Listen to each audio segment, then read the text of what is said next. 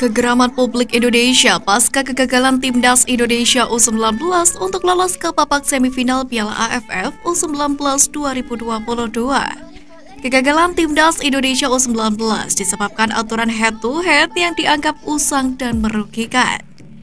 Pasca kegagalan ini, muncul suara-suara untuk Indonesia keluar dari Federasi Sepak Bola Asia Tenggara AFF. Semuanya ini banyak dibicarakan oleh publik di laman sosial media. Bahkan muncul desakan agar PSSI berani untuk ambil keputusan dengan keluar dari AFF. Dengan seruan ini, Ketua PSSI Iwan Bule juga ikut bicara. Ketua Umum PSSI Muhammad Iriawan konfirmasi terkait Timnas Indonesia U19 keluar dari Piala AFF 2022. PSSI mengabulkan keinginan netizen Indonesia berikut hasilnya.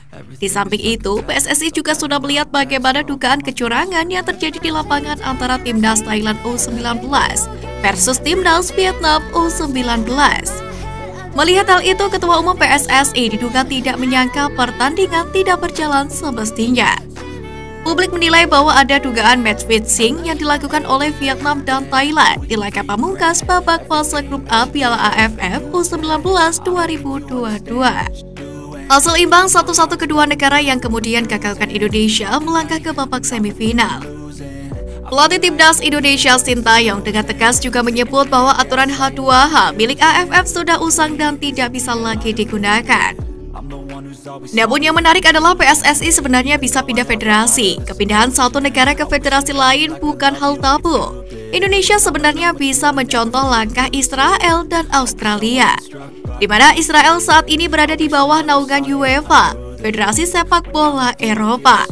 Sebelum gabung ke UEFA, Israel ialah bagian dari AFC, yakni Federasi Sepak Bola Asia. Israel bahkan termasuk salah satu pendiri dari AFC.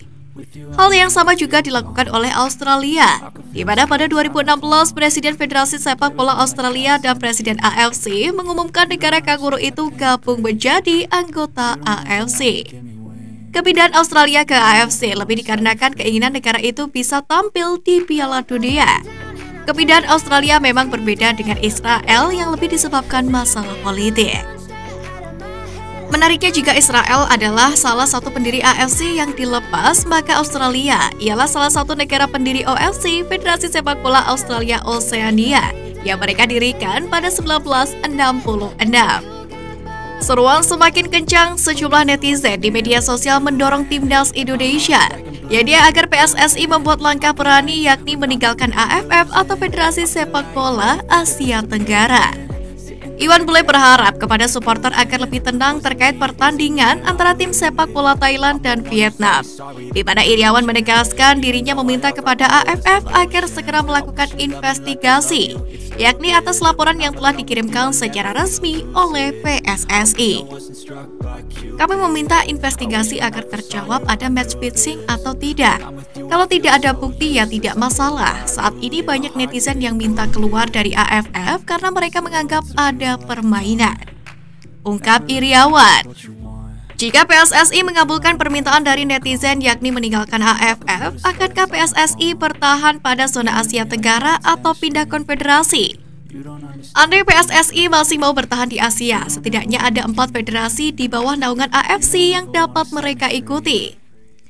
Sebut saja Java Zona Asia Tengah, EAFF Zona Asia Timur, SAFF Zona Asia Selatan, dan WAFF Zona Asia Barat. Di mana saat ini AFF bersama WAFF merupakan federasi dengan jumlah anggota terbanyak yakni 12 tim.